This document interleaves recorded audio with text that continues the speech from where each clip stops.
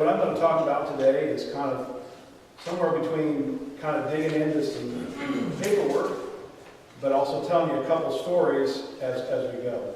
I've always been fascinated with history. I was always the guy at home that dug into the family history. This semester I'm actually finishing up a second master's in library science at U of I. So my two classes are storytelling and genealogy.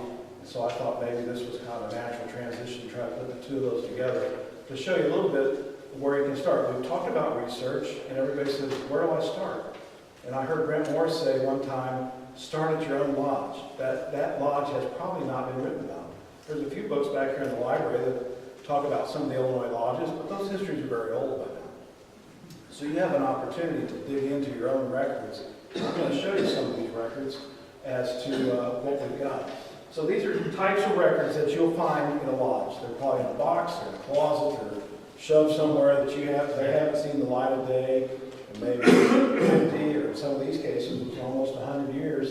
And I was so fascinated as I dug those out to discover what was in them. Petitions, minutes, we make fun of the minutes, but I got to tell you, they provide a very valuable historical record of what happened that night or during that era of the lodge. Membership rolls, and I'll show you some examples of those in a minute. Charting information, financial records, pictures, clippings, and plaques. So that's a 1905 petition for a lodge in St. Joseph, Illinois. St. Joe didn't charter until 1914, and this is one of the stories that I dug out that I did not know as I started going through these records and putting things in date order to try to understand what was happening in that early part of St. Joe Lodge. 1905, there's the guys that signed that petition. It got submitted. Who were they? And so I was very curious who they were. You know, when you're in a small rural town, my kids are 8th generation, you're probably related to a lot of them, and I am, and I'll give you the example of that later on. Here's the thing, though. In those days, when a new lodge tried to form, there was jurisdictional territorial issues.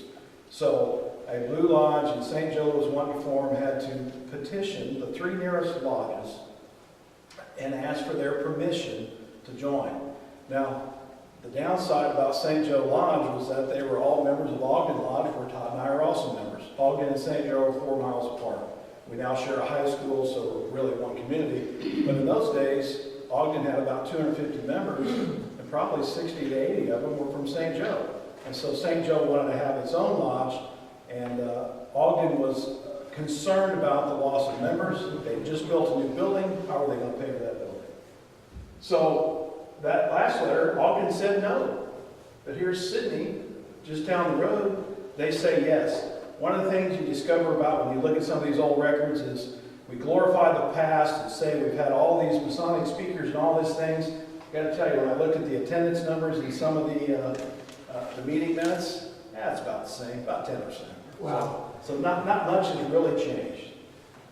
So Urbana also said no. And here's another thing. I mean, when you read, this is a letter. You saw a form, you see a letter, and I'm just showing you different things that you're going to see as you dig through these records so that you can begin to learn how to interpret the data that's on those forms. Because it is dated in. Very interesting thing is the guy that signed this letter for Urbana Lodge, who was their secretary, was also the longtime Champaign County clerk. And when you're trying to determine who are the members of your lodge in the past and their story, that's what fascinates me. So I try to learn some of their history. We'll get into some more of that. You know what? I screwed up though. Urbana did not have territorial jurisdiction to tell St. Joe Lodge no. That's because they were 2 miles farther than Homer Lodge 199 that Todd and I have talked about. And it talks in this letter that distance was measured as the crow flies, or as a straight arrow. So Urbana was 9 miles, Homer was 7, and so Homer ended up had to be the one to both. Keep in mind, we're still in 1905. St. Joe Lodge brethren remained committed. They were determined to get this lodge. So, you know, you're seeing 1905, we chartered in 14, we already know the punchline. So what's going on in that 9 years? You know, in today's world, we would have just said, forget it, we're not going to do it. The determination wouldn't have been there. These brothers signed this form that basically said they would demit from Ogden Lodge number 754 if they were not allowed to form that other lodge. Lodge. So again, what I'm seeing is the names and who they are. I can compare those names with some of the previous letters, and I can also compare that into the future to see did those brothers follow through and were they the charter members of St. Joe Lodge.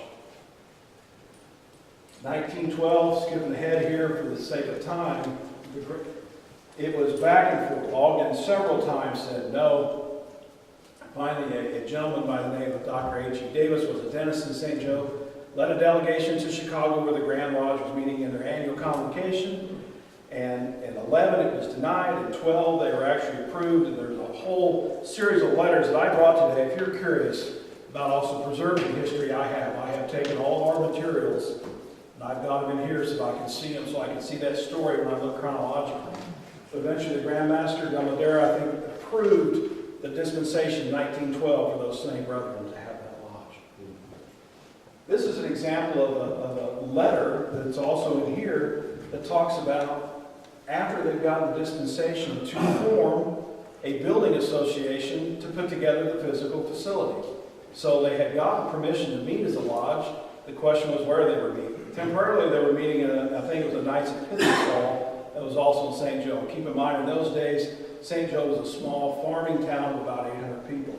So the downtown had a couple of lodge halls in it from earlier things, so that's where they were meeting. So they put this together, and this lodge talks about, again, think about dates, because I'm thinking, I like timelines. I put things in chronological order so I can understand the order of events that are happening. This was in 1914. Several brothers, in this case, they met at the St. Joe Exchange Bank. And that bank was critical to the success of the lodge. Number one, the president of the bank was a charter member of St. Joe Lodge. And I'll show you the next slide that he also happened to be the cash, since he was the cashier of the bank, he helped make the financing of that lodge possible. So what you're looking up here is a couple examples, some promissory notes early in those days. So that helped me understand who was involved in the transactions, how much were they paying, again, critical pieces of that history. Who was making this happen? The top one you see, his name was Ulysses Grant Swearingen, who was a distant cousin of mine, Swearingen. But you have the three names of the principal officers. Again, if I look at all those documents I've showed you so far, really, especially those three principal officers, they were key leaders in the entirety of this story. Think of that, almost over a decade now, we've been talking about the formation of St. Joe Lodge. Again, the second note, you see his signature, and I think it's, you want to talk about original source material, that's what we're talking about here. We're talking about research, is looking at what we have, and there's nothing like going to the original source to see what was happening. Another place to tell that story is every town had a local paper. Now, I'm very lucky. I work at the University of Illinois, and we have one of the largest collections in the world of everything. So we have a tremendous newspaper library, of which they have our hometown paper, and I was able to go, I knew the dates to look for, and to find additional information. What I found was the building association had continued to meet. They identified a lot in town for which they were going to purchase. They arranged for a contractor. The architect of the building, guess what, was also a Freemason, a member of St. Joe Lodge, had been a member of Ogden Lodge. So he designed the building. This talks about the construction, the opening, and the dedication. And there's a lot more material I have. But again, think about it. I'm correlating names, correlating dates, and correlating events, because I'm trying to tell that history of the lodge in the early days. So we've got the lodge building. We probably had the dispensation, of course, has happened. We're getting near that fall of 1914 to get the charter. And so what happens is, well, eventually those 60 or 70 members in Ogden Lodge decide to transfer, because I don't believe in those days you could be a dual member. Today, you might be a member of 2, 3 lodges, some more, but in those days it was singular. And so these brothers, and I illustrate here, this is Nathan Arnold, to show you what kind of paperwork was still going on. This was Maury in 1914, so Ogden has, and I've got a whole stack of these when you look at my things, a stack of those demits. Again, are those matching up with the names on the charter? There was additional people that were from Champaign and other places that were coming into St. Joe Lodge. So, of course, you get new petitions. We've chartered, Everybody's excited in town, they want to be a part of it. This gentleman's name is Madison Fenwick Dunn. And though it's hard to read, what I point out here on the petition is we get some demographic data, so we know he lived in St. Joseph, but he had petitioned Ogden Lodge in 1903.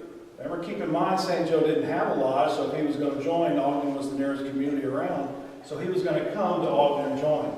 He was blackballed. I don't know why, but here's an example of another route I could go down in Ogden Lodge, and our records there to figure out that story. But what it showed me is now, here we're in 1915, so we've been chartered for 8 or 10 months. We've existed for a couple of years or more. That animosity between Ogden and St. Joe still exists. There was probably not a good reason to blackball his member, and I'll show you the next letter. So here, actually, St. Joe, I'm a little ahead of myself. St. Joe was asking permission from Ogden because he had been blackballed at Ogden. They still held jurisdiction over that individual. So the master of St. Joe says, we'd like to have this member in our lodge. You saw that brethren from St. Joe had signed that petition and some of the charter members, so they felt he was credible enough to bring him in. And Ogden says, sorry, not going to happen. So again, that animosity, I speculate, but here's where you can dig in and find maybe some more feelings about what was happening. Let me tell you a side story. Ogden Lodge had built a new building as well in 1913. And what I speculate is because they did not have, I researched this, they did not have tenants downstairs. So they had a typical lodge building, they met upstairs, they had retail space on the ground floor that was going to generate the rent. They had not filled that space, so when you look at the financials, losing 70 members that were paying those dues was going to be a serious cash flow issue. They did not know how they were going to pay for that lodge. That's why I speculate. In the end, they were still fighting it. I think in the early days, in 1905, they were wanting to build this building. And so we go through this decade where they finally did, opened it in 13. Same architect as the one in St. Joe. Looked very close to the one in the St. Joe. But I think it was a cash flow issue amongst other things. All right, so think about that. That's some lodge history. That's a story within me kind of telling you what to look for in those lodge records. They're there. That story's there waiting to be told. That charter hangs on the wall. There's a lot of events that precipitated that happening. I mean, think about it. To form a new lodge, it has to be a petition of 20 or 30, I'm not sure what the regulations are today, of current master masons. This isn't new people you just recruit off the street and say, would you like to help us form a new lodge? No, there are existing master masons. So there was a whole story of every lodge in Illinois that got formed that I think should be told is probably very interesting. This here now is, I've just got an example of a modern petition, but we're going to look at what is the data, because now I'm curious about the member's story. You know, beyond just the lodge themselves, who were they? You know, you see these names in the book and on the charter and elsewhere, but what's their individual story? What maybe interested them in joining the lodge? What influence did they have in the community? Just remember, in those early days, travel was not an easy thing. To have come to Normal would have been an all-day trip from Champaign. So even traveling from 5 or 10 miles was a chore. So it was more of a local. So your members of your lodge were typically much more influential people in town, the banker, the school superintendent, and whatnot. So on a lodge, think about the data. The name, the date of birth, where they were born, occupation, who and where they were employed, address, previous lodge petitioning information that factored into the one that we looked at before, and also who recommended it. Those could be their friends. You know, again, I'm trying to draw these connections as to who these people knew and what was their sphere of influence. So this is a petition I pulled out from 1919, and this is my great-grandfather.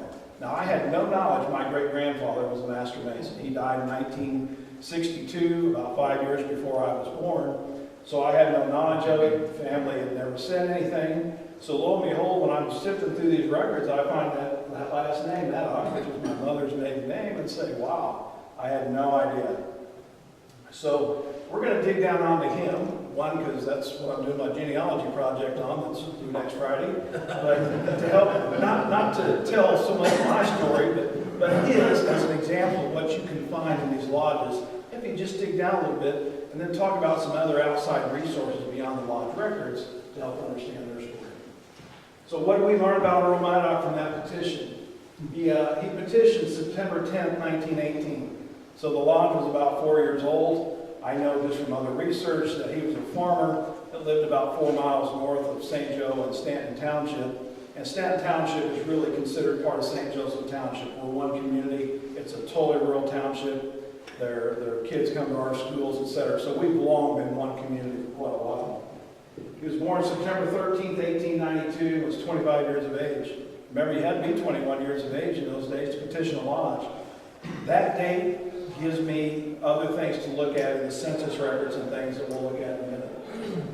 I mentioned he was a self-employed farmer. He lived in St. Joe. Remember, St. Joe incorporates what we consider a rural area, which is 2 townships.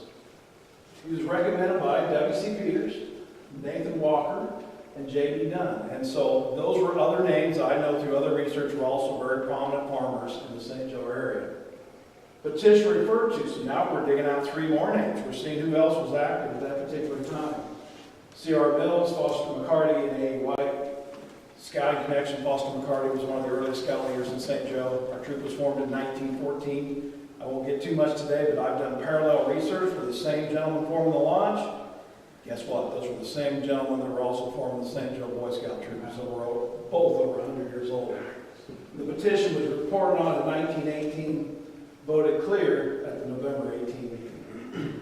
So to fast forward a little bit, he was raised a Master Mason October 3rd, 1919. Now, I tell you, to me, this is one of the most priceless artifacts any lodge has, and that's the membership roll. One thing I did was I have photographed that book. I've got the photos online in case anything ever happens to that book. We've got those signatures, because to me, there's nothing more priceless than seeing somebody's original signature out there. You know, at the University of Illinois Library, we have a rare book collection, one of the largest in the world. A lot of that stuff's digitized. You can go to Google Books and find it. But I tell you, there's still nothing like feeling or looking at the original source material and knowing that my great-grandfather was there the night he signed that book. So that's him. Where do we find more information about an individual? I mentioned the census records we'll look at, military records, church, school records, land records, newspaper stories, obituaries, and family records. So this is a typical, when you see a census record, this is from 1910. These things are available in various places. Ancestry.com, it's locked down by a subscription, or you go to Family Search, and they're out there, but I'm now starting to put him in place. In other words, I backed up before he was in the lodge, because I'm trying to understand what was he doing before he came there and petitioned in 1918. Well, in 1910, obviously, he would have been old enough to do it. So we pulled date off here. Here he was 18 years old. He was living with his parents on the farm in Stanton Township. I jump ahead to 1920, and again, now things have happened. He's 10 years older. He was married to my great-grandmother, and they had one son, my great-uncle, Arvilla. He was still a farmer in Stanton Township, and the census records from 1920 also show where his parents were born. Again, if you're trying to trace somebody's story, where they come from. Did the family own a rent? Can they read or write? And where were they born if they could speak English? That township was actually in a period of transition. We'll talk about this. He was from a Quaker family, and there was a Quaker church, and that Quaker church was winding down. Its membership had dwindled, and there was a German immigration, and so the Quakers were selling their land to the Germans, and you see this. If I look at the 10 versus the 20 census and see the names, I see that migration coming in, and so they were exiting out and doing other things. From a military record standpoint, well, he was never in the military, but he did have to register in World War I in 1917 for the draft. Men born between 1872 and 1899 were required to do that draft. Again, I'm pulling dates, I'm pulling information. Again, if you're thinking about sourcing your work, I'm pulling in these various things to kind of confirm what his story was. Church records. So about 2 months ago, one of the things I needed to do was to evaluate another library's collection. Well, I knew he was Quaker, and Earlham College, which is in Richmond, Indiana, on the line of Ohio and Indiana, is a Quaker college. They've got a fantastic archives, and they happen to have the records from Stanton Friends Church, and that's where they attended. So I drove over to Richmond to look at those records, and that's a page out of their membership book. You know, when you're looking at records, it doesn't maybe matter the organization, you're seeing parallels.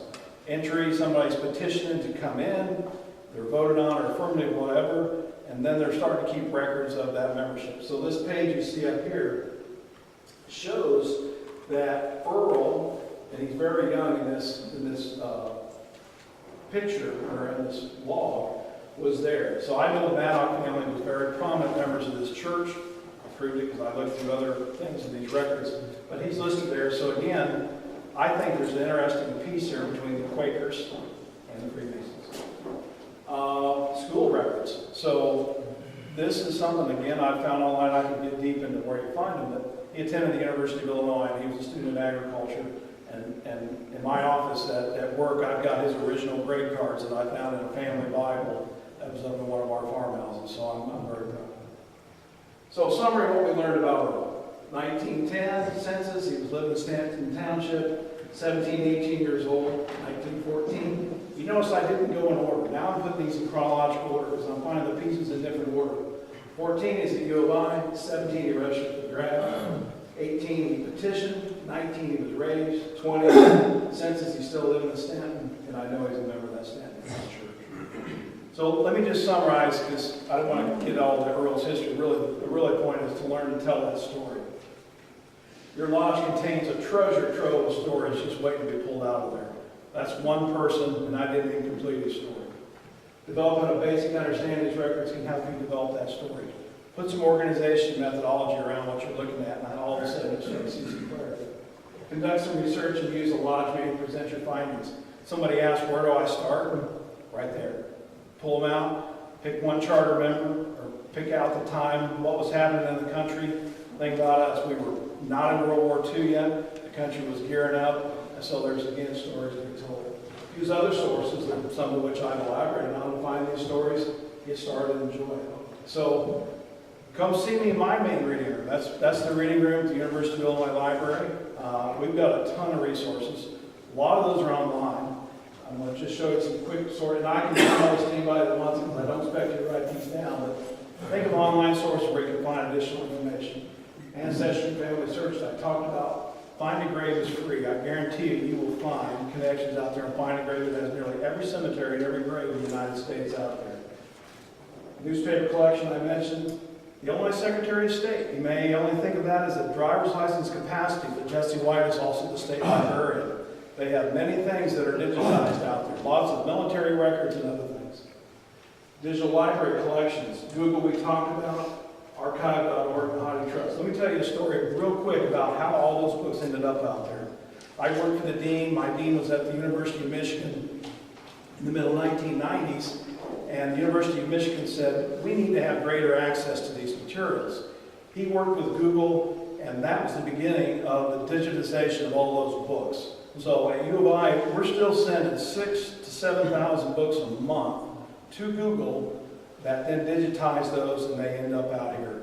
And so if you wondered how all that happened, that's how it happened. So Michigan, Berkeley, Illinois, and some of your other Big Ten schools were really the primary contributors to that. There's a trove of Masonic resources in these libraries. The fact that they're getting digitized and available to you is a very good thing. Locally, I just use some of the things that I look at. Free library, your local library can have collections. A genealogical society. GenWeb and Family Search also have local engines. Masonic sources, maybe your lodge, Masonic Society, I'm a board member, join us. Masonic Library Museum Association, they've actually got some good resources out there on how to care for collections. And I just listed a couple other libraries as examples. So with that, I'll take any questions. I used another source that I had to. I did Pekin Lodge 29 in 150 years. And there were no records from the original lodge, and it turned out the lodge had been close to the river, and everything from 2nd Street to the river burned out, including the lodge building, or wherever they were meeting. And so I went to Grand Lodge, and they had a handwritten record of the Yeah, and I didn't talk about Grand Lodge because I did not have time to investigate all their sources, but I can't imagine they're not a treasure trove as well. That's certainly there. Greg, you showed pictures of newspaper articles. Were those on microfiche or? Those are on microfiche, and we have a microfiche that you can just snap the picture and put it on the USB stick and save it as an image. Okay. When you digitize things from University of Illinois and put them onto Google Books, are those free to view, or is that? Yeah. purchased, or- Think of it two sets. 1923, I believe, is the copyright cutoff. Things generally before 23 are available in full form. Things that are available after 23 are some word search capacity there. Greg, just a comment. I found in my own genealogical search that in many cases, and especially in the time period you're mentioning, that the census records are highly inaccurate. In my case, I found out that in my family's tradition of talking to the census people, they used middle names rather than first names, which really confused things for a while until we figured it out. That's it, and that's why I'm saying use multiple sources to verify those things. So, and people's memories are the worst, they can't remember. I'm just going to mention that your lodge secretary, the old paper card, membership cards, have all been digitized. And your lodge has access directly to the Maury system to those. Now, the problem with those, in some instances, they couldn't read the cursive accurately, and so you've got to be careful because sometimes it won't come up in a search because it doesn't translate, if you will. The other is that they're in the process and close to cleaning up, having all of the annual reports digitized and available through Maury. So those libraries are out there and available, so you can see a lot of the source documentation from Grand Lodge. Let me close with this because I know we're about out of time. This is just some history and humor going back to the beginning when St. Joe and Ogden were in contention. This is September 25th, 1912, to the Worshipful Master and Brethren of Ogden Lodge, 754 Anthony in Ogden, Illinois. We, the undersigned brethren of St. Joe Lodge and the Cindy, members of Ogden Lodge 754, who have been trying to secure a new UD Lodge for this place, wish to correct a general impression that seems to be abroad amongst the brethren of Ogden. Brother H.E. Davis, one of the gentlemen I mentioned, has been and is a spokesman for us, and that we have sanctioned every speech that he has made in open lodge for us. That he is not responsible any more than any other brother among us for the present agitation for a new lodge. We do not feel that it's fair to Brother Davis to bear all the criticism when each among us is as much responsible for anything that has been said and is done as he himself. We furthermore most strenuously protest, caps, against the accusations made in open lodge September 21st, 1912 by Brother L.A. Summers that Brother Davis has long ears and he brays like an ass.